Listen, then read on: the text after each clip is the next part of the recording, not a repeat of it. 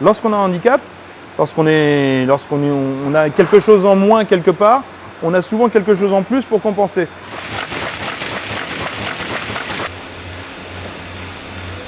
Le handicap n'est pas un frein à l'embauche. On a toujours besoin de petites mains pour réaliser des travaux qu'on ne peut pas mécaniser. Souvent, on faisait appel à des ESAT, mais à l'extérieur. À un moment donné, on s'est dit mais pourquoi ne pas intégrer ces compétences à l'intérieur de l'entreprise?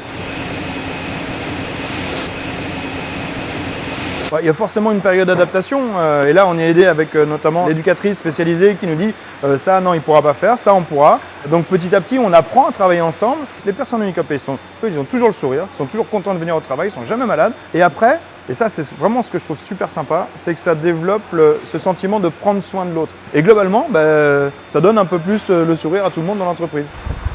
Alors avant d'intégrer justement cet ESAT, on avait déjà 2 personnes sourdes et muettes. Louis, quand on l'a pas, ça peut être perturbant au départ. Donc c'est pour ça que des fois il y a des portes qui s'ouvrent plus tôt et qui déclenchent des petites lumières. Là aujourd'hui on est en train de travailler sur la mise en place d'un central téléphonique pour qu'il puisse lui-même recevoir des appels via un interprète et un logiciel qui fait que ça sera signé pour lui, ce qui lui donne la possibilité de travailler un peu comme tout le monde.